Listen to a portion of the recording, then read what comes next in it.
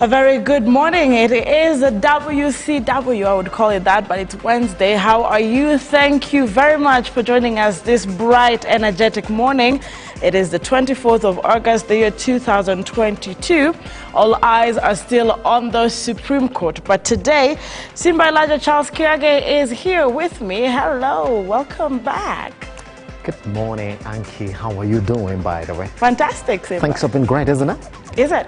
Yeah, they've been fine. They've been fine. I thought by the time I will be coming back, we'll be already with the final results for the petition. But we're still on it, isn't it? Yes, we're on it with all eyes on the Supreme Court now, as that particular petition by the Azimio coalition, by the way, the details are now coming out. And if you look around that particular area, then you're going to find it's not only the Azimio coalition, by the way, that challenged the 9th August election, because to date, we have 9 petitions challenging the August 9th election. But Ankey, did you see what Julius Malema told Raila Odinga? Quite interesting how now a lot of people coming in, including when you mentioned the 9 presidential petitions. Did you also follow the Moses Kuria one? Yes. Talking about Raila Odinga's misconduct at the Bomas. Indeed. It's just so... Well, there's so much really just to synthesize and get done with it. But all eyes by the on the Supreme Court, and once those sanctions then start to go live next week, will be very interesting to see exactly what we make sense of that election. For you and I, it's just to read through those petitions, by the way, which you can get to access. Look at exactly what it is that the petitioners are complaining about as regards the 9th August general election. But again, it is just a lot to really synthesize, with some of them being like movie scripts, by the way. If you just read it, whoa. But let me just case in point. Now, this assertion that indeed, when we were transferring electronically, that is the results from the polling stations, some of those petitions are saying, look, that there was a server that those was it scanned documents were going through, and then there was 56,000 people were sitting somewhere changing those results before then they will get transmitted to the IEBC portal. Trust me, if that is proven in the court of law, Ankey, that's exactly what it is that we're going to see. Plus that computer that we saw at the Bomas of Kenya that sort of caused the fracas as well. Now, if indeed it is true that the assertion around that it had the results that Wafula Chebukati was using then to declare the final results on that particular day, it is a movie script, I'm telling you, with Azimio saying that indeed they want to call on the DCI to also come in and be part of the guys who are giving the evidence right there at the Supreme Court. Yes, so Simba. Interesting to see, isn't it? Very, very interesting. And you know, there was this one saying Kenyans used to say, I think a few years ago, Nikama Findio, Vindeo, something of the sort. So when you say a movie script, it's quite interesting. But just to mark that among the 9 petitions, there are 4 activists as well who have come in to file their own petitions. Of course, also challenging that neither, Raila or Ruto actually met the 50+1 threshold. This is including Okia Omutata. So it's quite an interesting, some would say, we're looking forward to an explosive legal battle in this year 2022 general elections as far as the results are concerned. So all eyes, like you said, Simba, are on the Supreme Court. But I will also be letting you know shortly what we are looking in for Angola, because even as Kenya is talking about its, just concluded general elections now being challenged, Angola is heading to the polls.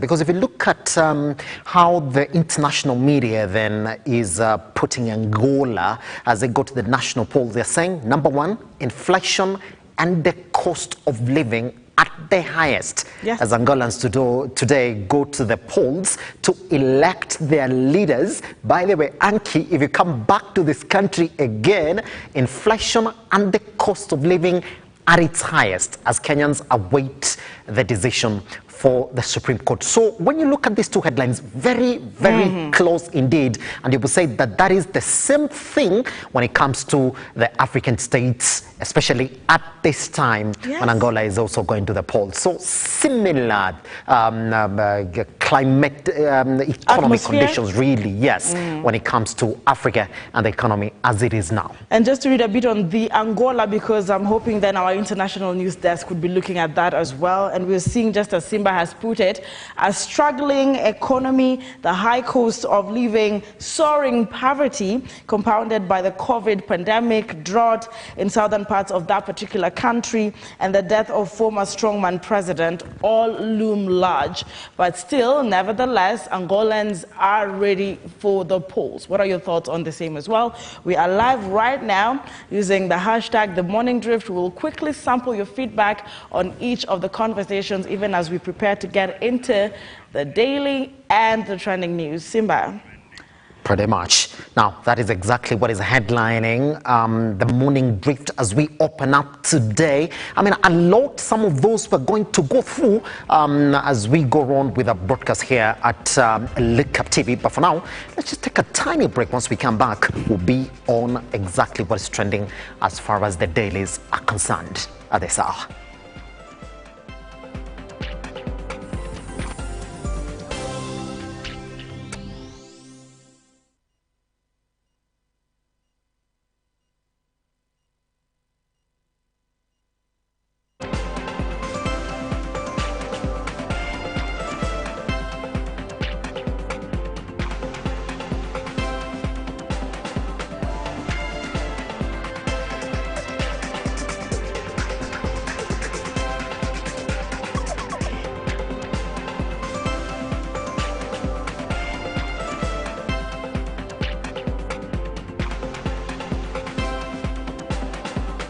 Yeah. It is trending, yeah? Okay. Okay. Yeah?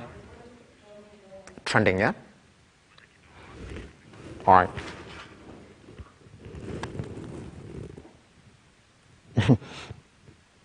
You know, Kenyans are attacking Malema because of whatever he said. You even have trends like xenophobia. Yeah, they're always like KOT doesn't want anybody to talk bad about this country. Eti we chuga country yenye bwana unatuambia nini? No, hajasema ukweli. That's not, that's, yeah. Yeah. Okay.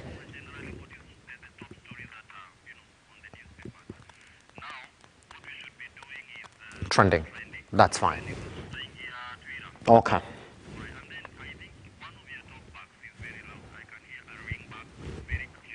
I think that's me. No, it's actually mine. Let me have it. Hey, bro, help me reduce the. Help me reduce the.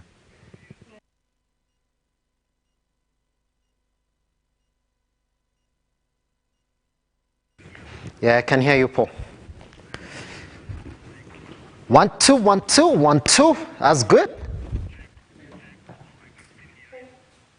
Is that?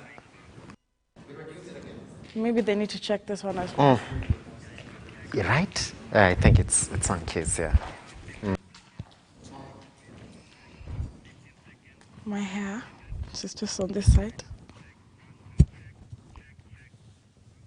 Too low. Increase kidogo. Yeah. Thank you.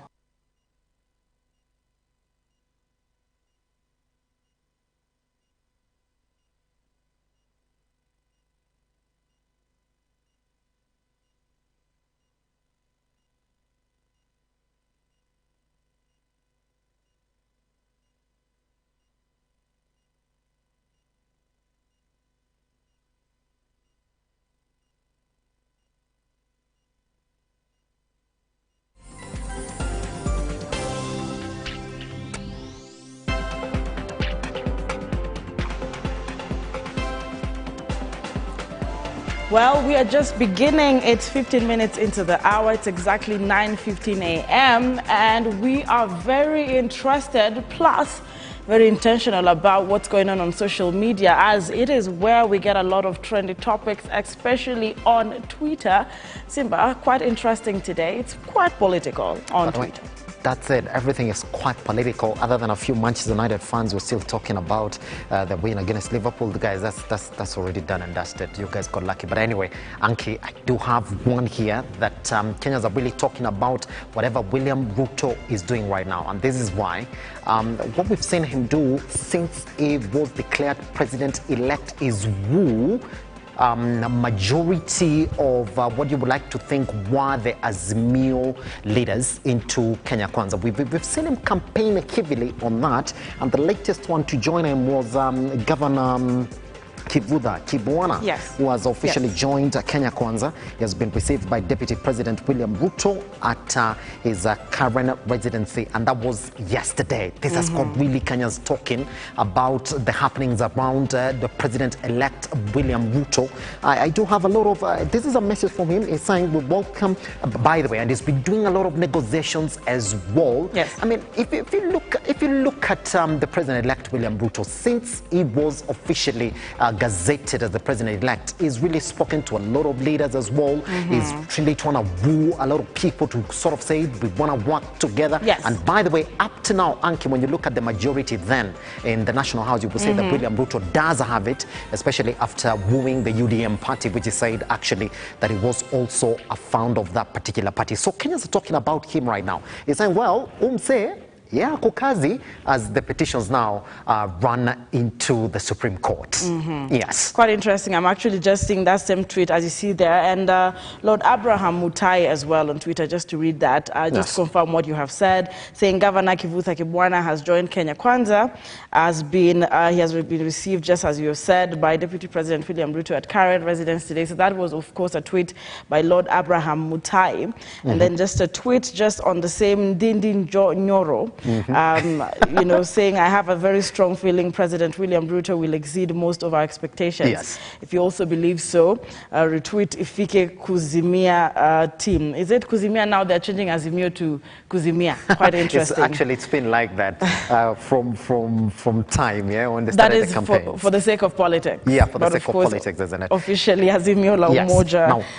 Now talk of then William Ruto really just shaking hands and welcoming people then to work with the government, because yesterday he was with a delegation from Serbia, and that's exactly what he said. Yes, he said we welcome. That's on his handle? Yes. We welcome Serbia's strong desire to work with the administration. We commit to strengthen our ties and set up areas of cooperation such as agriculture, information technology, and healthcare. And this is not the first of this kind, because we've seen him actually now shake hands with a lot of government saying Kenya is ready to work with you as well. And on the same Simba, just still on his handle, as far as Governor Kibwana is concerned, he also tweeted and say, and I think is that what you have just read, but almost closely to it, we associate with the leadership that Professor Governor Kibwana has manifested in agreeing to work with us in furthering our country's development agenda. Yes. Now he continues to say the Makueni governor will join the Kenya Kwanza legal team in the ongoing presidential election petition, with pictures right there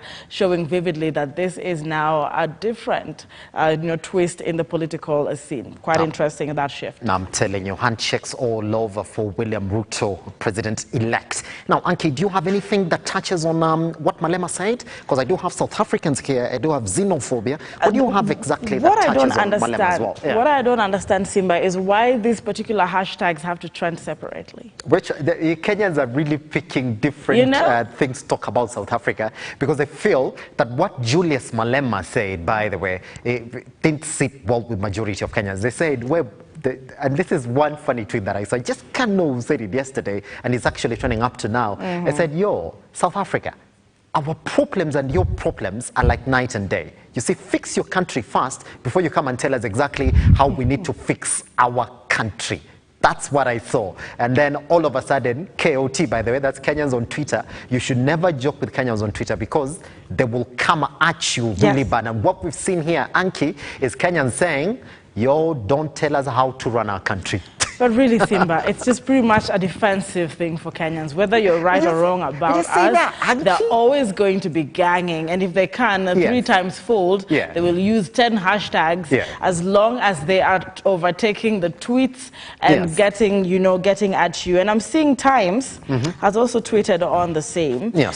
You know, and quite interesting. Times Live could just pick that on Twitter, saying EFF leader Julius Malema, has denied being the invisible hand in party's internal actions in Gauteng as the province prepares to elect new leaders. Now, as we are attacking him here, he's also having, you know, scenes and issues from wherever within South Africa. It's quite a difficult time for him. I'm telling you, I'm reading one from Mutahi Ngunyi, who says, Malema has the heart of a lion. By the way, there's a bigger twist in that. And the brain of an ox. This is why he does not understand Kenyan elections. Compared to Kenya, South Africans live in a banana republic. Kenya is beyond them. Ankey, do you agree? Why not? Wait, are you siding with Mutahi? Why not? The entire KOT is watching. I mean, there's a moment you play safe, Simba. You say, I'm with you, Kenya. But of course, when I decide to go professional on it, I might want to look at 2 sides of that coin. However, for now, because it's what's trending, allow me to go with Kenyans. All right, and of course, still trending. I'm sure you can still go on social media, check on why South Africa is trending. That's it. And really, it's interesting to see that, you know, other issues as well continue to be as political. Mr. Odinga is still trending. Simba, do you think we should look at that? Of course, yeah, and we do know why. We do know why. Yes, but when you have petitions that are cited, but if you look at majority of the petitions that are challenging the 9th August election, Ankey, you're going to find that they're going to appear similar to what Raila Amolo Odinga's team are using then to challenge the petition. When you look at Okiya Mtata's petition, again, it's saying that neither Raila Amolo Odinga nor William Ruto scored the 50+1 percentile that you need to get then to be declared the president-elect. When you look at Raila Amolo Odinga, he's also saying that he doesn't think that Ruto did get the 50+1% because he missed it by around 230-something thousand votes to get to the 50+1. So that's why majority of people now are talking about Raila Amolo Odinga's petition in comparison with the rest of the petitions that are challenging the 9th August election, saying if you read them word after word, you're going to find that indeed they are similar to Raila Amolo Odinga's petition of the 9th August election. Sorry to interject, but I keep scratching my head and pondering. If you look at the legislative, you know, members coming in, no, not really, the people from the judiciary, the legal fraternity, I mean, coming out to analyze the situation. If that it is true that neither of them did meet the 50+1 threshold, I'm looking at the 7, you know, judge bench having quite, not a very difficult time, but of course 3 things you said, Simba. It could be a rerun, we could go back to the elections, we could nullify it, or, because if then it is true that neither of them met it, I don't think then we might proceed with the president-elect declarations. I'm not sure. I'm just giving, you know, a thought on the options we have as far as the Supreme Court is concerned, if neither of them really did meet that, you know, threshold. However, if I would read a tweet here, Mr. Odinga trending, just to pick, I like sometimes to pick, and you know, when they do that, they're putting Malema as well, the picture of Malema in connection with Mr. Odinga now trending, and a streak. Hey, Street King KE, lakini KOT, mukona handles. That's a strong handle, Street King. Saying Mr. Odinga should get this advice from Malema. And of course saying just Mr. Odinga must humble himself and not allow history to remember him as an individual who was desperate for power at the cost of progress for his nation. And that's the tweet that sort of led many Kenyans into different interpretations. But some agree. You said most Kenyans were attacking him. But Street King is agreeing with him and saying, well, he should actually take that advice and run with it. I mean, there's no peace without justice, and that's a true quote from Raila Amolo Odinga. Eternal peace. For him, he sees it as reforms, and before you reform a nation, you got to go through these processes, and that's why majority of Kenyans were like, yo, don't tell us how to run this country because we do know exactly what it is you're doing. You go focus on your country. But funny thing, Simba, it seems like when now it's South Africa against Kenya, even though you are Ruto or Odinga, you're all, hey, take care of your country. Ama watu wa president-elect wako wapi watete Malema, you know? Just to think out loud. Acha tungoje tuone vile itaenda. All right, that's it for, of course, what's happening on What's Trending. So we're going to be taking a short breather, but Simba Elijah Charles Kiage will be taking you through the top stories making headlines from the news desk shortly. Pretty much.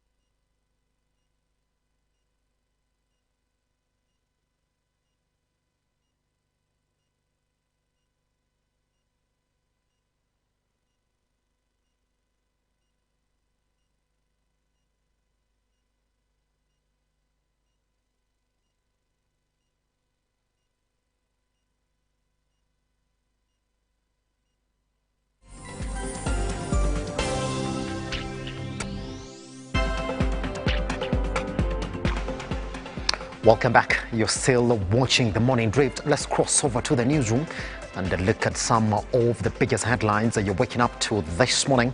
Now, Inuka Kenya Nisisi Organization CEO John Mark Githongo has filed a petition against the declaration of William Ruto as the president-elect at the Supreme Court. In his petition, Githongo states that he has enough evidence, to prove the malpractice in the August 9th election. Shadrach Kabribia with more on this. In his petition, Githongo stated that the August 9th general election was marred with malpractice, arguing that Form 34A's results were highly manipulated. Githongo based his argument on a man he says to have been part of the group conducting election malpractice, who exposed the deal to him. Part of Githongo evidence states that the person told him that the IEBC chairperson Wafula Chebukati cooperated with William Ruto, allowing Ruto's team to access the Kim's kit. where the results were being transmitted before they were posted on the IEBC portal. Githongo's petition reveals that Ruto's group of 56 people, 10 among them being a group of supervisors, edited the result in the KIMS kit before posting them on the IEBC portal. Among the key people said to have been involved in the deal, including Dennis Itumbi, who is the digital strategist at Ruto's campaigns, David Chirchir, who is the head of staff in Ruto's office, Morris Mutegi, Jackson Kandi, and Baby Serge. Githongo says that he has a video evidence of the witness which he says is ready to submit in court. The respondent in this case is the IEBC Commission, the Commission's chairperson Wafula Chebukati, Vice Chairperson Juliana Cherera, IEBC Commissioner Boya Malu, Abdi Gulie, Justus Nyangaya, Francis Wanderi, Irene Masit, and the President-elect William Ruto. The interested party in the petition is Raila Odinga and Martha Karua. Shadrach Kareria, Look Up TV. 3 Kenyans, Ashford Kaumembogo, Michael Ochieng Asola, and Eric Vitinji have filed a petition at the High Court to stop the Supreme Court from declaring Raila Odinga as president after vote recount. Now, the three argue Section 80, subsection 4A of the Elections Act number 24 of 2011 that gives the court that mandate is null and void as it stands. Just hours after the Azimio team filed their case to challenge the declaration of William Ruto as president-elect, it is now clear they will have to navigate another hurdle in the prayers sought at the Supreme Court. 3 Kenyans Ashford Kaumembogo, Michael Ochieng, and Eric Kithinji have also filed a case to stop the Supreme Court from declaring Raila Odinga as president after a recount. In a certificate of urgency, the three, through their legal team Solomon Mugo and company advocates, want several prayers granted by the High Court. Among the prayers before the court, the three want a declaration that Section 80, subsection 4A of the Elections Act number 24 of 2011 is unconstitutional, null and void to the extent that the said section purports to confer powers and/or jurisdiction on an election court to issue an order to IEBC Commission to issue a certificate of election to Raila Odinga upon recount of the ballots cast. They also want the court to declare that only the chairperson of IEBC can declare William Ruto as having been validly elected president under Article 138(10) of the Constitution pursuant to a presidential election. Additionally, they want the court to affirm that the certificate of election issued by the IEBC to William Ruto is legally valid unless and/or until the same is annulled by the Supreme Court of Kenya. Ashford Kaumembogo, Michael Ochieng Asola, and Eric Kithinji have listed the Honorable Attorney General as the respondent and IEBC and the President-elect William Ruto as the interested parties. The ball now is firmly in the corridors of justice as we await a clear direction on the matter. Henry Tende, Look Up TV. The Azimio coalition filed its petition at the Supreme Court Monday, laying ground for a court battle between President-elect William Ruto, the IEBC, and the Azimio coalition itself, led by Raila Odinga and Martha Karua. In the petition, the duo seeks to have the election nullified and Chebukati barred from participating in the repeat election should they win. Look Up TV now takes a look at what constitutional challenge that would present if all the Supreme Court grants the duo what they seek.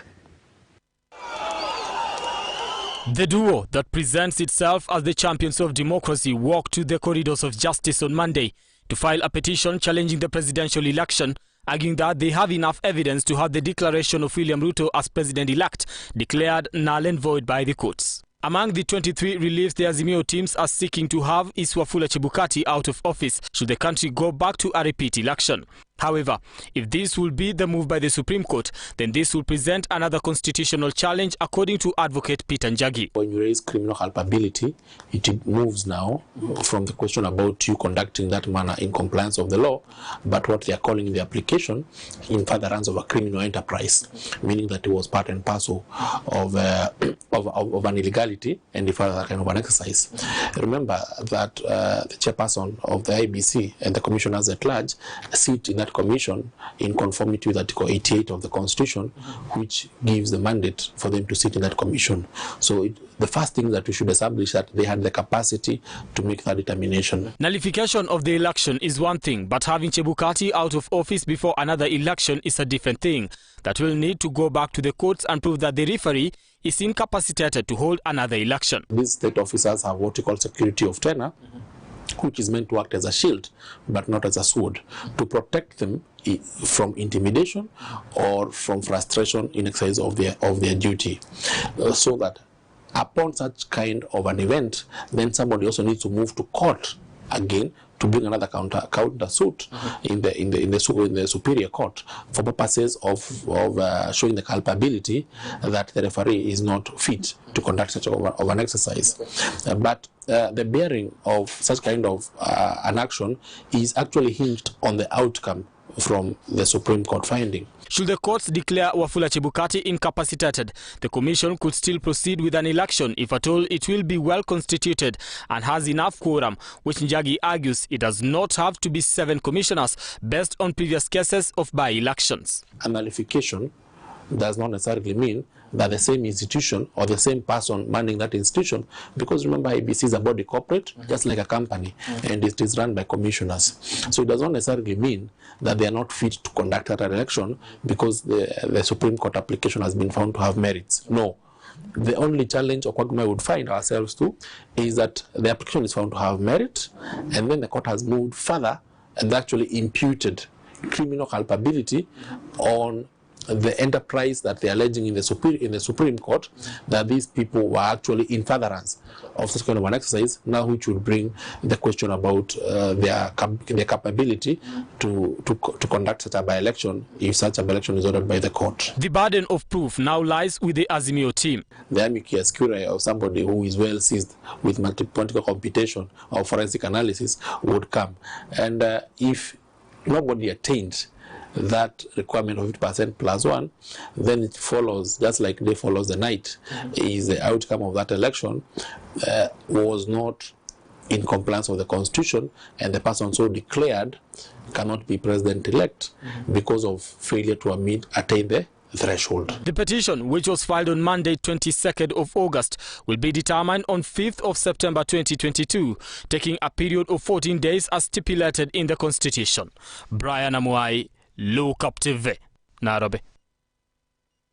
As many interested parties continue to file petitions challenging presidential election results, all eyes are on the Supreme Court as Kenyans await judgment to know the way forward. Will justice be served at the highest court in the land? Balame Boson engages Nairobi residents. Let's take a look. Azimio flag bearer Raila Odinga on Monday filed his petition at the Milimani Law Courts, challenging the IEBC presidential results. Join me, Bellamy Boston, in today's segment of Your Opinion Matters as we ask Kenyans, do they think justice will be served at the Supreme Court? Mimi upande yangu naweza sema tunaona ni kama kuna justice itapatikana, sababu kitu yenye tunaomba wale majaji wenye wamechaguliwa kusikiza hiyo kesi, kitu yenye tunaweza waomba is a request. Wasiangalie pesa yenye mtu ako nayo anakuja nayo, wasiangalie nini, au waangalie kama watasema William Ruto Samuel zile kura zenye alipewa ni za haki, tutakubali kazi zifunguke, sababu vijana kama sisi sahi hatuna kazi. Kwa majina ni Fikra Nyambane kutoka Ngwaro, tuko Kawangware. Nile kitu yenye ningetarajia koti yetu itufanyie haki na ukweli. Wasijai tegemea pande nyingine moja juu yenyewe wako na haki yao ya pesa. Sisi ile kitu yenye tunataka demokrasia yenyewe, sisi wenyewe kama Kenya tunafaa tufuatilie mambo ya demokrasia. Tusifuate mambo ya watu wako na pesa, wengine hawana pesa, lakini tunataka haki na ukweli itendeke. Hasa kama hii tunataka hii tarehe 5. Hii tarehe 5 tunataka kula zetu sihesabiwa, hatutaki kwenda kurudia uchaguzi. Sawa. Mambo ya kurudia uchaguzi hatutaki. Sisi tunataka kura zetu sihesabiwe venye tulipiga kura zetu, ndio tujue hiyo ndio haki yetu. Kwa maoni yangu vile hii kesi ya papa imepelekwa Supreme Court, naona ukweli na haki itaonekana. Na papa mara mingi tunampigia kura, wanamuibia. Kitu kinafanya papa anaibiwa kura, yeye anapenda vitu siko straight. Au wengine wanapenda mambo ya kona, ndio hao wanaenda wanarusa hongo, wanapeana pesa kwa hawa merchants, wanapitishwa. Papa ngali yeye analala nafikiri vitu siko straight, akiamuka asubuhi vile alikuwa ameona TV anapata vitu simebadilika. And those were some of the opinions of Kenyans in Your Opinion Matters, which comes to you every day on Look Up TV. Mourning has engulfed Shitoto Girls High School in Kakamega after the sudden death of school principal Lily Mbati. Mbati is said to have collapsed on her way to school, rushed to hospital where she was pronounced dead on arrival. Mudeun Dalana with the details. It has been a sad day for the community of Shitoto Girls High School in Kakamega County after their principal Lily Mbati collapsed on her way to school a few minutes before she was pronounced dead on arrival at the hospital. The family is yet to come to terms with the tragedy, saying that she was in good health early morning. A neighbor called me, told me mom is not well, I should rush home, nikuje nione venye tunaweza kumsaidia. So nilikuwa nimeita mtu wangu wa pikipiki kunipeleka kazini. So I diverted tu, tukaanza safari ya kuja Mumias. Ndo akaniambia pole, mama yuko na sisi, ametuacha. So from hapo tu ikakuwa hazy till I go to nini. He was insisting I come home, but I just had to go kumwona. So ndo nikafika St. Mary's Mission Hospital. Teachers in the school remember her as a dedicated teacher who went out of her way to ensure betterment of the school. Being very committed to her work, indeed, particularly also in relation with the deputy, who is now the acting principal. We have worked very closely. Many times we have engaged on matters of the school in terms of spiritual guidance and even just general advice. Dalana, Look Up TV. Moving on, the scarcity of high prices of maize flour has been a concern for Kenyans in the recent months. President Uhuru Kenyatta's directive to retailers to sell the commodity at 100 shillings did not seem to be a lasting solution as Kenyans complained of shortage. Now, according to a spot check by our reporter Shalena Mwende, the costly maize is still a headache to many consumers. It was a sigh of relief for Kenyans after President Kenyatta directed retailers to sell maize flour at 100 Kenyan shillings on the 22nd of July 2022. However, Kenyans have since complained of the lack of the commodity and costly pricing of over 200 Kenyan shillings. Unga ilikuwa disaster. Kupata ilikuwa tu shida, hata kama ilikuwa 100 unapata kwa duka zingine, unapata ni stocks zimerun out, wanaenda kwa malls wanapata huko juu ya hiyo price, juu wote wanafeva kupata 100. Hizo 200 ni kidogo, yani ni watu wengi hawezi pata hiyo doa nini ya tuso hiyo unga. In addition, economists predicted even more scarcity of maize flour during the post-election period, terming the unga subsidy move as a political strategy to lure Kenyans. A spot check in Kangwai, Nairobi shows that indeed unga is now a scarce and expensive commodity, with only Pembe retailing at 100 bob, while the rest going for above 200 Kenyan shillings. Sai zimeanza kurudi. Sai zinachezea hapo 200 hapo, ikienda minimum ni 199 shillings hapo hivyo. Za 100 flat bado haziko. Kenyans continue to call on the government to lower unga prices so as to sustain the already high cost of living. Ndio kuna nini hizo mahindi ya ku manufacture mahindi, but the nini government manzendo wacheki hii situation yenye tu huko manze. Ndio maana naikaunga 100 but kuna scarcity of products. hii issue ya unga wenyewe wasikize, tujue watu wengi ni watu wanapenda ugali. Waweze tu kushikisha tu bei. Alafu vitu zitakuwa sawa juu hadi watu wengi wameama kwa mchele mazee, njaa, najua njaa si kitu poa kwa binadamu. Mimi nataka tu waeke tu vitu zikuwe fair, hata kama issue election iko juu, waeke tu vitu at a fair price, yani yenye kila mtu iko essential to all of people. They say a promise is a debt, but according to residents and business persons here in Kawangware, Nairobi, the government has downplayed the retailing of maize flour at 200 Kenyan shillings, especially during this post-election period. Shalin Mwende, Look Up TV, Nairobi. Now, one child has been reported dead and 8 others hospitalized in Nakuru County over a swine flu outbreak. Confirming the cases, Public Health Services Daniel Wanaina stated that younger children are at a high risk of infection, though experts say the cause of the flu is yet to be established. Parents have been advised to enhance hygiene and ventilation in houses.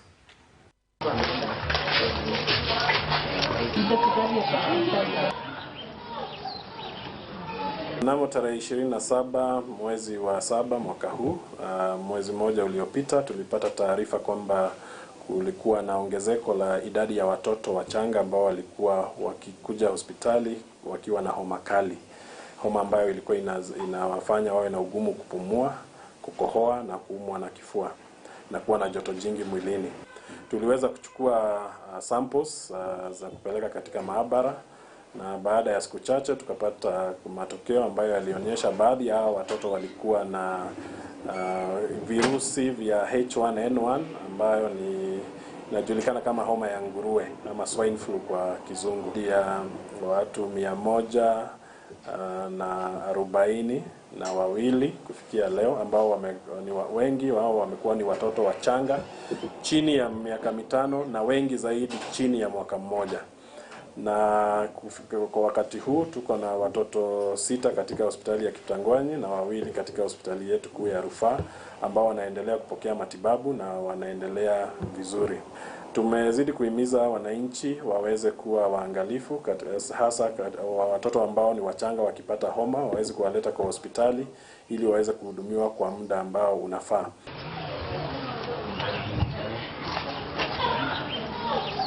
In a case of never giving up, Paul Maro, a border operator at Hola Town, Tana River County, trounced seasoned politicians to win the Makinduni Ward MCA seat on an ODM ticket. This, however, did not come without obstacles. Ian Ketani files the following report. 32-year-old border rider Paul Maro is a happy man after finally succeeding in his quest to be the member of County Assembly for Makinduni Ward in Tana River County. Maro's political journey started in 2017, where he failed to secure the MCA seat. For the 2022 race, the young politician received immense support from his fellow border operators, despite financial challenges to run his campaigns. Maro, now an MCA-elect, has expressed his gratitude to Governor Godana Doyo, who helped him secure the ODM ticket. Pale kwa chama kusema ukweli, wacha tu nifungike nisema ukweli. Nilikuwa nimevunjika moyo kwa sababu mimi nilikuwa nataka nitembee na chama kubwa, sababu huku kwetu pia hizi chama ziko na wave. Ukiingia chama kubwa sababu ya ile wave itaweza kusaidia. Sasa wakati wa chama niliambiwa ni almost 100,000. Nilishindwa nitaitoa wapi. Kuna vijana ambao wamenisaidia hapa kunichangia hapa na pale, lakini ile zone zile ambao wageni wakija wanawapikia chai nini, kusema ukweli ilibidi nienda nikamlilia gavana. Huyu gavana yuko kwa mamlaka, wacha tu nimpatie pongezi, alinisaidia kwa registration because mimi nilikuwa totally nil. Yeye ndo alinisaidia kunificha aibu. The MCA-elect couldn't be more grateful to his border compatriots who came to his rescue and at times going out of their way, hoping that once Maro gets to the county assembly, he will prioritize the plight of his fellow riders. Maro pursued diploma in legal services in Kenya's capital, Nairobi, but his ambitions were cut short after the death of his parent, which forced him to venture into the border sector to earn a living, where he was later voted in as the chairperson. Nilikuwa Nairobi 2006 mpaka 8 nikifanya masomo ya diploma in legal studies, lakini kwa bahati mbaya mzazi wangu aliaga, na wakati huo bado hizi support za serikali hazikuwa. Sasa nikarudi Tana River Hola. Kufika hapa kusema kweli Tana River tunapitia changamoto, hakuna viwanda, hakuna factories, watu wana hustle tu sana. Sasa nikaona tu hakuna life hapa, nijirushe tu kwa bodaboda. Hapo ndo nikajikuta nimeanzia bodaboda, hata sikuwa ninajua kuendesha. nilikuja nikafundishwa tu na hawa. Huyu mwenye ameongea kwanza Michael ndo alinifunza hapo nikaanza, lakini baada ya kama mwezi mmoja miezi miwili ile interaction iliwasukuma sijui nini waliona kwangu wakanichagua kama chairman. According to his compatriots, Maro has been on the forefront in championing for their needs, something that made them to voluntarily campaign for him. Tufuatana na maaskari kwa sababu ya insurance, license, si wote tuko na license. So alikuwa akijaribu kuongea na maaskari kutusaidia kidogo atupapewa muda. So kusema kweli kijana ametusaidia kwa muda mrefu sana. 2017 tulikuwa na yeye lakini ameanguka. Mara hii tukashikana tukasema huyu jamaa lazima tuhakikishe kivyo vyote vile afike mahali amefika. Maya Mohammed, Maro's wife, was optimistic that her husband would turn around the situation of the community and that of his family. Wananchi wenye alimpigia kura, mimi nitawaambia tutawazidi kuwashughulikia pale mahali tunaweza, tutawasaidia pale mahali hatuwezi, pia tutawaambia, tutakuwa huru kwa. Ankey Dorice, Look Up TV. Now, the Kenyan shilling has been taking a downward trajectory in recent times, currently trading at 119 shillings and 70 cents to the greenback. Now, the weakening shilling, according to experts, can be attributed to, among other things, pent-up imports and global inflation. John Mukora now reports. The downfall that started at the onset of the COVID-19 pandemic in Kenya has seen the currency of East Africa's largest economy fall by 6.46% against the US dollar since January of 2022. Financial experts argue that the current depreciation will continue as a result of the global inflationary pressure, among other issues. During COVID-19, so many businesses were not able to import what they're supposed to use either in manufacturing or in their trading. So when the economy was opened up, that pent-up demand for importation pushed demand for USD. And with demand for USD, of course, there is the price of USD will have to go higher, therefore Kenyan shilling will go down. Experts further note that the just concluded election, coupled with the impending petition, sent investors packing as they adopt a wait-and-see approach. Our election cycle in Kenya is normally not very certain, so you'll find most FDIs leaving the country to go into other jurisdictions. And of course, it has come to pass that our election is not as smooth as it should be, though this time around we managed a little bit smoothly. We are waiting to see. But election is one of the issues that has pushed Kenyan shilling to slide down in terms of value vis-a-vis the dollar. On geopolitics, the Russia-Ukraine crisis has affected the shilling indirectly, with a surge importation of the basic commodities like wheat becoming a challenge. There's been a meltdown in the global economy. In fact, most markets across the world, even the strong markets, we've seen quite we've seen quite inflationary pressures across the world. Look at United Kingdom, look at the US. Inflation rates have hit rates that were previously seen, I think, during the World War. And with high inflations, of course, currencies tend to slide. And because our currency is pegged to the USD, it had to slide down. So Kenya's debtors also contributed to the weakening of the Kenyan shilling repayment, as the country has to dig deeper into its forex reserve to settle its dollar-driven debt. With the current standing averaging at 119 shillings this week, with Monday seeing it momentarily touch 120 shillings against the greenback, analysts fear that the worst is yet to come. And of course, the last point I want to mention is that our exports have not been very strong over the last 1 or 2 years. Remember, our major exports are tea, coffee, foreign remittances. The three items have gone down over the last 2 years after COVID. So that has put a lot of pressure on the Kenyan shilling. John Mukora, Look Up Business.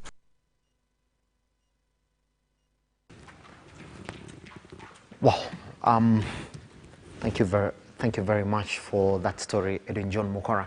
Now let's look into this next story that is essentially touching on peace and elections at this time. Let's take a look at it as well. Every 5 years, Kenyans participate in election to elect leaders for various political positions. Kenyans went to the 7th multi-party democracy polls in August 9th, this being the third election under the 2020 Constitution and under the Reconstitution Independent Electoral and Boundaries Commission. The election was also the third after the disgraced 2007-2008 post-election violence. The great American philosopher Ralph Waldo Emerson once observed that peace cannot be attained through violence. It can only be attained through understanding. Yet in current Kenya, peace is not an option and should prevail at all times through laying down of foundations that ensure that people such as the youth are sensitized to keep peace by ensuring that their action, speech and conduct does not cause mayhem in the country. Robert Owino-Odera, the Executive Director at Community Initiative Support Services in conjunction with other community-based organizations in Nyanza and Western, says that community members involve themselves in awareness creation about the need for peace before and after the elections. We have successfully intervened to reduce the amount of violence, particularly the election violence that has been noted or has been arising, particularly in this area. I would like to congratulate the Kenyan population for coming out and for voting peacefully. As we have realized and as we have seen, the 2022 general elections were carried out peacefully. However, there has been a challenge. Although the election was generally peaceful, it faced a challenge in the presidential race, which Robert is optimistic will be resolved and that Kenyans will continue maintaining law and order. Having involved ourselves over a period of time in various elections in Kenya, we have noted an improvement, 1, in observance of the law, 2, in improvement of the systems, and 3, in the belief of an electoral system as a nation. For Eunice Owino, a trader in Kisumu, this election will remain etched in her mind because she was threatened that her property will be burned by arson. Reason being, she supported an independent candidate whose policies impressed her. There were some threats which were given to me specifically. These were coming because I was a supporter of an independent candidate. That some people came to me threatening me that they will burn my house, they will burn my business because I'm a business lady in Mamboleo shopping center. They said they are going to burn my business premises. They were coming even to burn my compound. I was not very happy. I had to report this all, though it has not been like that. So I don't know why this time it was all that bad for me. It forced me, due to all these threats, it forced me to close down my business. Eunice observes that the use of youth to cause mayhem and violence is heartbreaking, and it is time that the youth realize that there is not much to be gained in violence and that politicians whom they are fight for will abandon them once they are elected. It is a very bad habit. Let our youths not be used. Youths, you should just work on what you are supposed to work on. Let nobody use you, because if you are used by a politician, after that or the day after that, you will remain alone. In case something happens bad or you hata kama umeshikwa, you will go alone. That politician will not go with you. Eunice and Robert note that for violence to be fully addressed, it will need youth to be involved in empowerment exercises, including events that are meant to sensitize about creating peace. It is our youth to refuse being used by these politicians, because unless you as a youth, you refuse, is when no one will not use you. But if you accept that, they will continue using you, but they will not use you in a good way. They will misuse you. And in such cases, if you see, assume that they have taken you to go and bring chaos in somebody's business, or you go and loot it. What if a policeman gets you? He or she will shoot you. Who will be the loser? Not the... For Nelson Juma, a boda rider in sprawling within Kondele in Kisumu, the low-level chaos that was witnessed in the area was as a result of high level of awareness among the riders, with many of them now wanting to keep away from violence. Sisi kama vijana tumekuwa tukitumiwa vibaya tangu siku za jadi, kwamba kila wakati kunapokuwa na visanga kama hivyo, sisi ndio tunawekwa kama mistari mbele. Tumekuja tukajikusanya, tukajiita mikutano, tukaona kwamba tumekuwa tukitumiwa vibaya, tunauana, tunaharibiana mali zetu, na baada ya siku hakuna fidia ambayo tunapewa. Tuliamua mara hii kazi yetu ilikuwa ni kupiga kura na tulimaliza. Ushindi ulitokea. Yule ambaye hakuridhishwa na ushindi anajua cha kufanya, na sisi hatutaingilia hapo. Chenye tumengoja tusikia kwamba ni nani anaapishwa kama rais wa 5 wa Jamhuri ya Kenya, na huyo ndiye tutakayefuata. Tuko tayari kusimama na yeye. The issue of use of internet, however, remains thorny. According to Robert, many people use the internet to spread ethnic hate, and there is need for the concerned authorities to take necessary action to deal with the issue.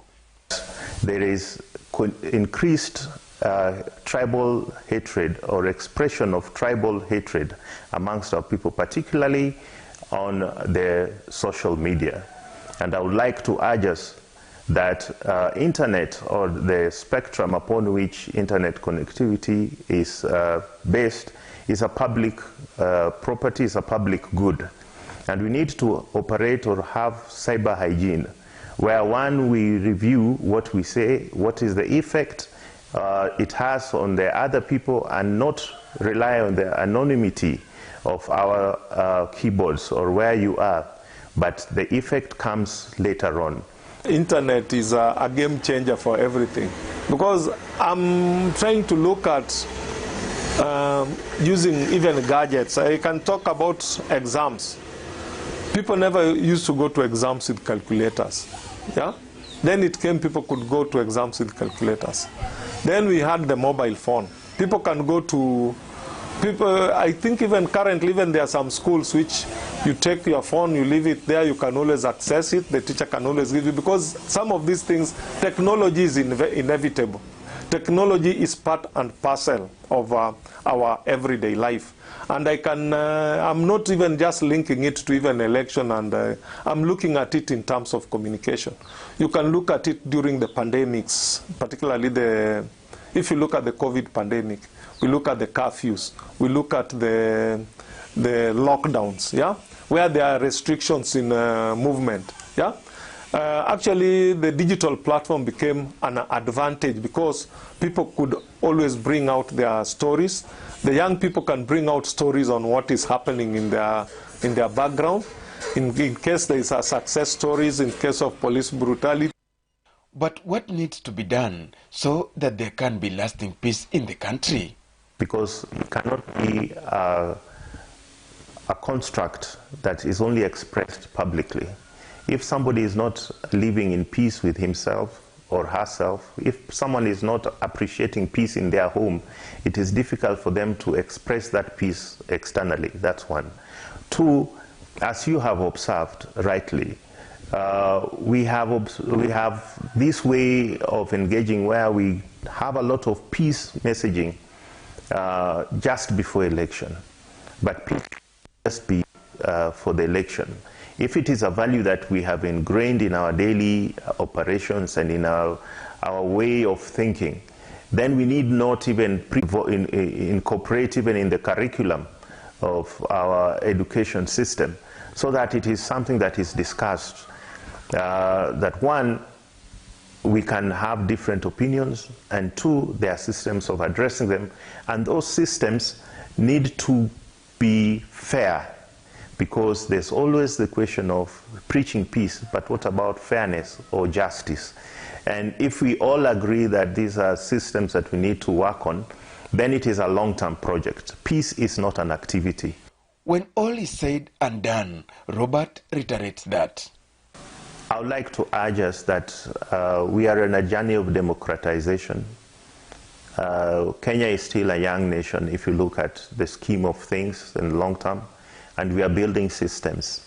Let us all look at the long-term benefit of whatever electioneering process we are having.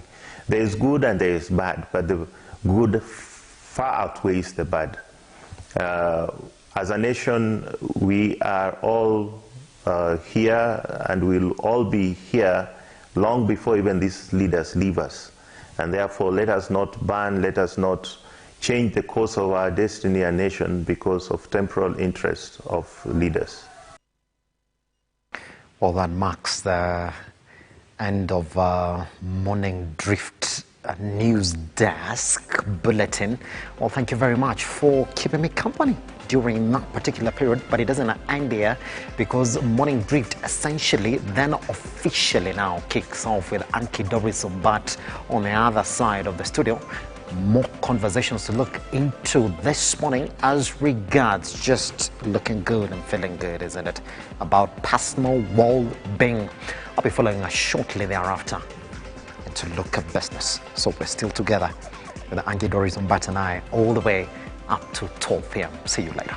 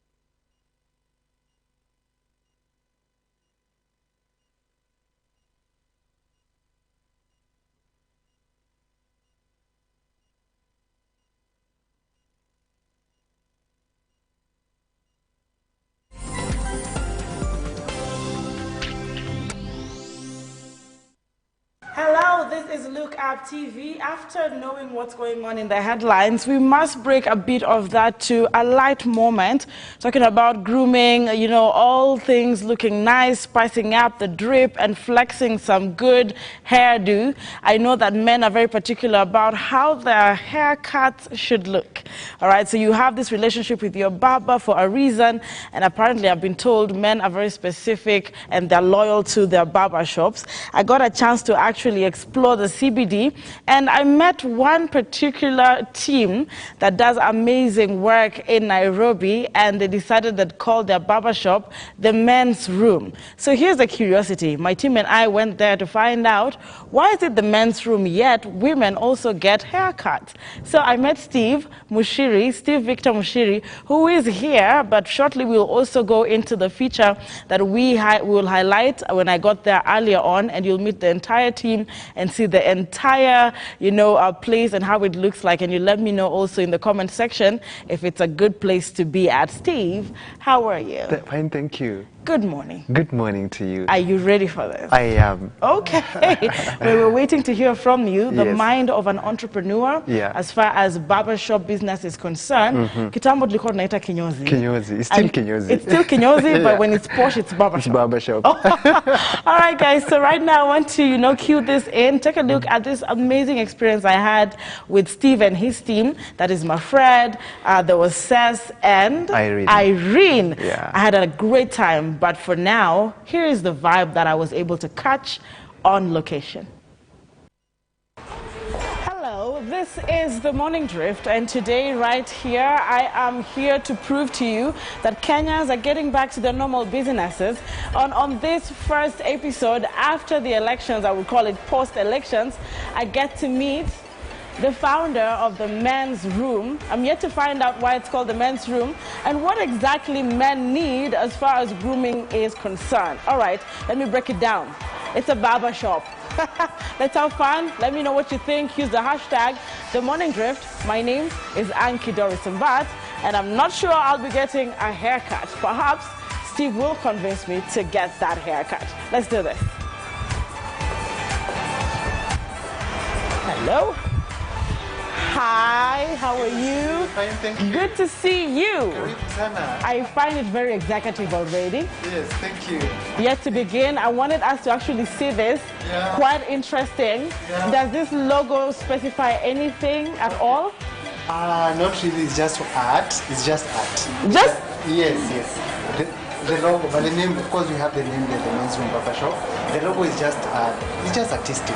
So to be in a barber shop, you must have a pair of scissors and, is that a tin comb? Of course, that's a tin comb. That's the main comb. You know, the scissors signify the hair, the cut. Machine right there. So you put something that signifies what you do. So that's how we put out the comb and the scissors. What about the colors? The colors, not something like this bright, or something that is... bright, Victor, bright? But something that that is bold, and of course red is. Let me ask the ladies, even before we get into his story. He's talking about bright colors. Ladies, wouldn't they do pink or purple or yellow? Ain't those bright enough? But because it's a men's room, perhaps those colors would scare men. Not really. No? Our customers are actually saying okay, your customers. Yes. Now, we're about to get into your story. Yes.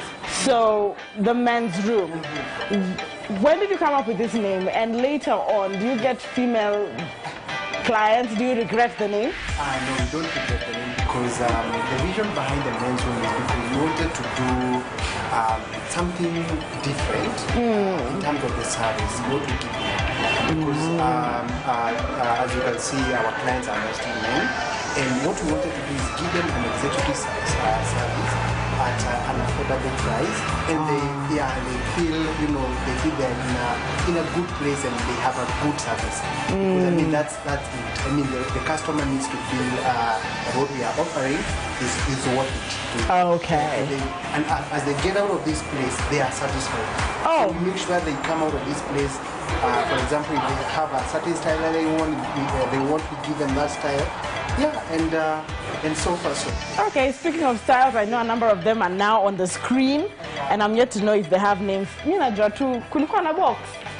Which one is your hairstyle? Kitambo. There's Mohawk, there's Box, there is Sean Paul. Okay, we're about to find out because we're going to be meeting my friend. Yeah, he's more into, he's been in this industry for quite a while. So he has, I believe he answered most of your questions. Okay. Yeah, but all right. So far so good. What we did, the barber shop has been around for quite a while, but we rebranded. Oh, we're gonna come to that. That's why you can see established. When did you do the rebranding? 2021? Yeah. Wow, guys. So when you all were crying COVID, someone was rebranding. So let's find out more about, of course, my friend. My friend is co-founder or an employee? My friend is actually the guy with him that... Oh, great. So it's a partner. Came here in early March. So he's the one who is into he knows the service service part of it. He's been a barber for over 8 years, and I am an entrepreneur. Oh, there we go. So you need to put talent and some bit of business. Yeah, the management and everything. All right, so I see. Now you guys need to know who you're partnering with, if you'll be going ahead with what you're planning on. Yeah. But just before we meet my friend, guys, there was a couch here for me to sit on. So I'm gonna sit here, and probably my friend will be picking me from right here. Thank you so much, Victor, for the welcome. But can I enjoy the couch for a second? Sure. Okay, and it's black. Why? Why is it black? Guys, I'm about to begin this journey in here. We get to see, you know, what services they offer. It's a beautiful, beautiful, our service menu. It's not a menu, but yeah. And then we get to actually see what equipment they use, why they use them. And let's just have fun. Guys, comment section up with Chini if you want their numbers as well, where they're situated, and complaints as well. Let's find out what they do, anything they do right that you actually feel should be improved on. Shortly, let's meet my friend.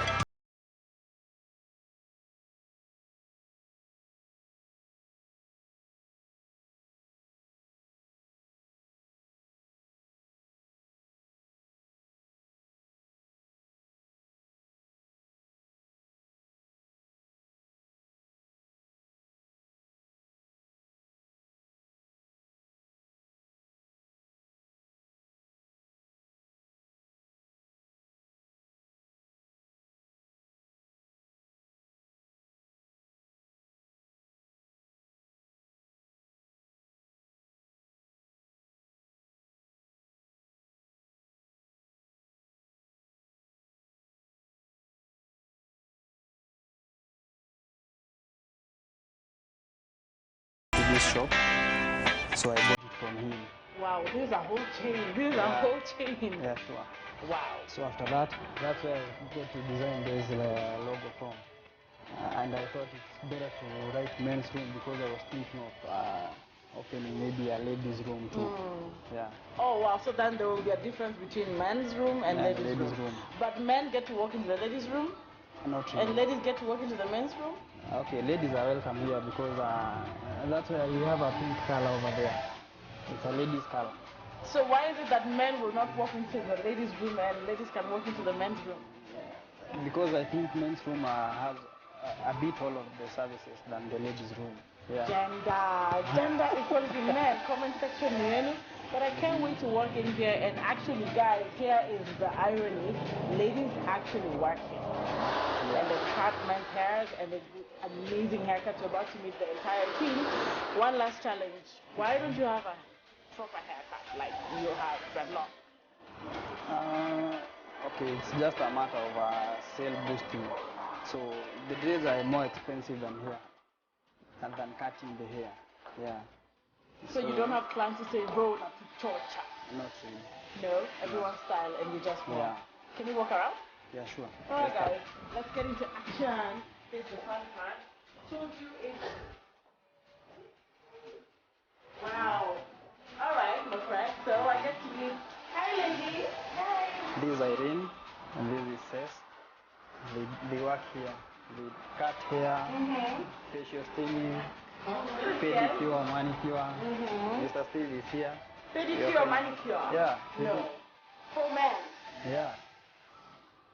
So who does facial? Who does? She's carrying a machine. Now just tell me, because you're about to talk to them as well, very briefly. But when we walked in, she was just touching a few things on the sink, the towel. So what does Cess do? Okay, Cess can do anything.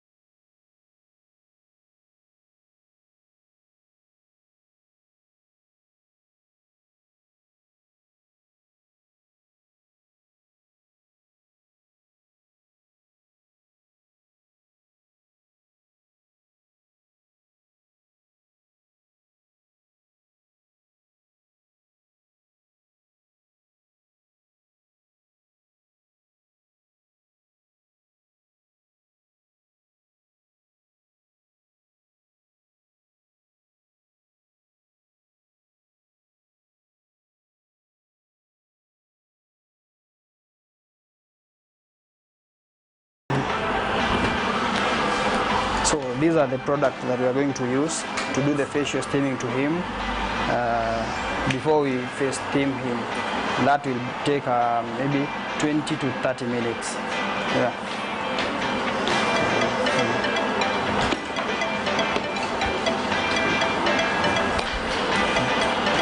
So first of all, we are going to prepare water. This is hot water to cleanse his face, and then we start applying the products. What are we looking at as the hot water? Okay, it's mild? Not that warm. I think it's a bit warm, not lukewarm. hot. Yeah. Okay. It helps to remove the oil that was applied maybe in the morning. So it's just the oil and the sweat? Just that, yeah. Or just the oil? Yeah. All right, so you can see how gentle Irene is. Says, okay.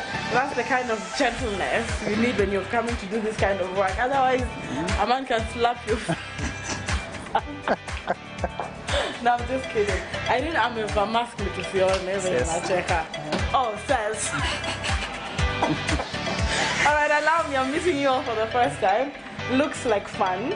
So the fact that we're seeing even how she's moving her hands. So when you do get this team together, they have actually done this professionally. Yeah. So she has learned this. Yeah. All right. Like says he has an experience of 4 years, 4 to 5 years. And our clients like it. And you have an experience of over 8 years or 8 years? Yourself? 10 years? Yeah. Can I know how you started? Before you even met Steve, like, were you working for somebody? Even as this process continues, of course, we're seeing the steaming process, but just talk to me about your journey. Everyone has a story. Yeah, sure. After I finished school, I had no work to do, so my father just told me he will open for me a barber shop. And I was shy for that because I was just a young boy, so I wanted to see girls. And if maybe girls could meet in a barber shop. How old were you at that time? 18. So 18, you know, girls being in a barber shop saying when kinyozi. Yeah. It was like ilikuwa ina choma. Yeah, choma sana. So huwezi chokoza msichana wenyewe. But I got used to it after my father opened it. So how did you get used to it? How did you bring yourself? I was just closing the door when the client comes in. And we do the barbering, and then the client goes out, I open it, I stay outside. So they don't know you. Mtu asinijue ni mimi nilikuwa hapo ndani. So for how long did you close the door? I think 2 weeks. 2 weeks, and then I got used after ladies started coming in to get their haircuts. So maybe I thought if at all kama nataka msichana nitampata hapa. So I got the courage from there. Yeah. How was your first experience with the first lady that you did the haircut? It was not bad for me. I tried my best. Yeah. And the idea for my father to open a barber shop, it's because I was just an artist. I used to draw pictures. Maybe when I went to a barber shop to be shaved, sikuwa naridhika. So nilikuwa nasema nitajinyoa mimi mwenyewe. And did you ever shave yourself? Yeah. And how perfect was it? Wanasema mganga hajigangui. Not that perfect, but at least I tried how I wanted my hair to be. Yeah. And as you see, I'm not used to cutting my hair short. Yeah, so just shaving the sides is not difficult. All right, I'm hoping we can see that later on. Will you lift it? Okay, no, it's not in the best shape. It's still short. So I'm curious. So 2 weeks, you're closing the door.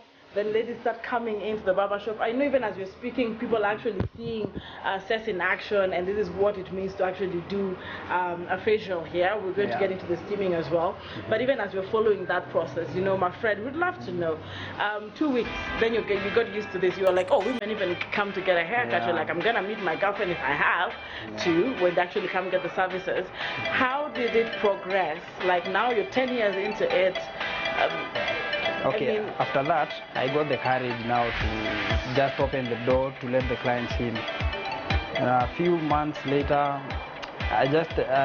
someone passed by, and then he had a barber shop, a bigger one now. And then asked me if I could go there, work for a monthly payment. And now being employed. Yeah, and I thought that one was better because this one,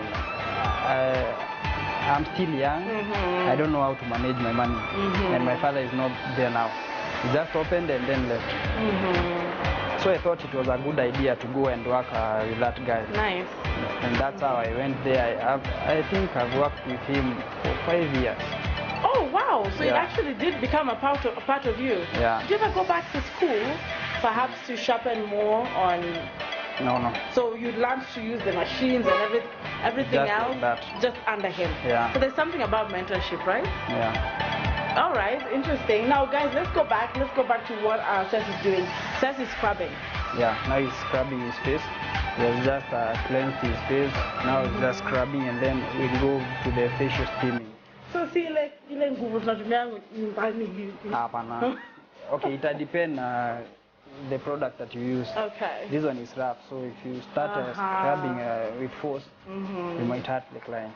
So what is with the thread now? What is Seth doing? Is this the removing of oil? Yeah, the oil from the skin. A normal those thread? Pimples, yeah. This is a normal thread? Yeah, it's just a normal thread. So why is it easier then to remove these pimples now with the steam on? Why didn't she remove it fast? Like, why didn't she remove the oils before? Okay, if you steam the face will, it will just soften. Oh, nice. So the client won't feel the pain. Okay. That's why we use the steaming, and then we use the thread after steaming the face. So is it also called threading, like when you do the eyebrows? No, not really. No. What is that process called? Am I in a gina tutuli? Okay, yeah. Exfoliation. Look, and she refused to actually have the mic on. All right, so what she's doing is exfoliating. I actually think of the word. Allow me, is the camera person going to allow me to have this closer look? Trust me, I'm just trying to close the camera.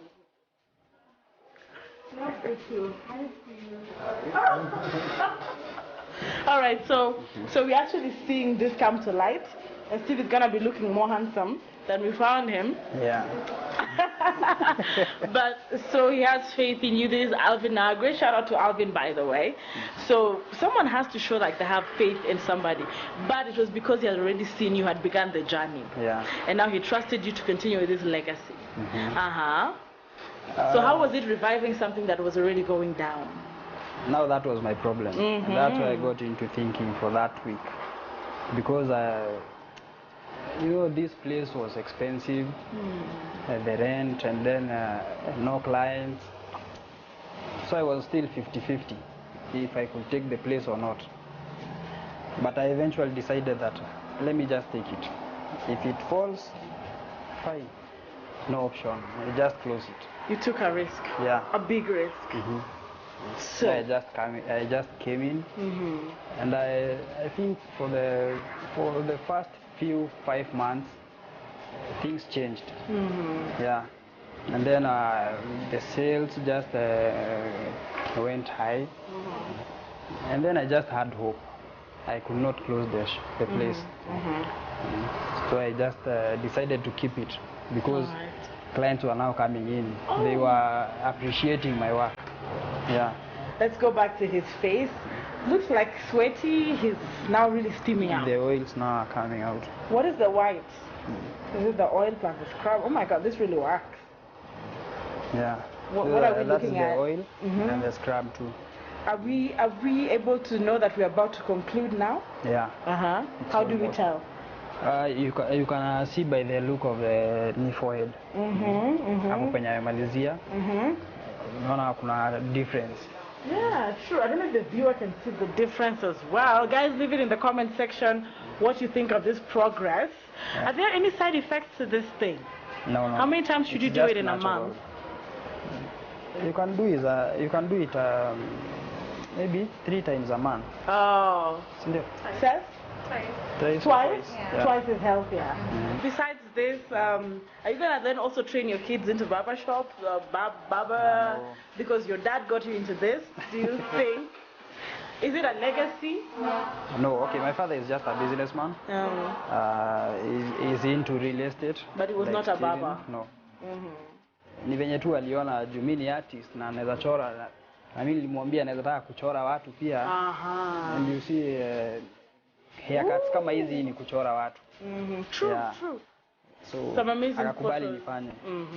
Na mimi pia naweza taka watoto wangu wafanye kenye wao wanataka. Kenye wanataka. After wamesha discover talents zao. Yeah. All right, so what would you tell men about taking care of their haircut, maintaining it? Tunatafunga hii tusikie Irene. Najua Irene nilimwona hapa siwezi toka hapa kabla sijamsikia. As far as kukata nywele ya wanaume, kuchora wanaume is concerned. So maybe I hear, finish up with you. What would you tell men really about taking care of yourself and grooming? And I'm just going to let you look into the camera. Uonge na majama. Wambie maneno ni muhimu. I don't know how you do it, but this is a man-to-man talk. Enjoy yourself. Siku hizi wanaume like usafi ni kawaida na anapenda pia, na it's better you check in the men's room barbershop hapa Ruaka. Can we see Steve? No, we'll see. Don't unveil Steve. We'll see him when he walks into studio shortly.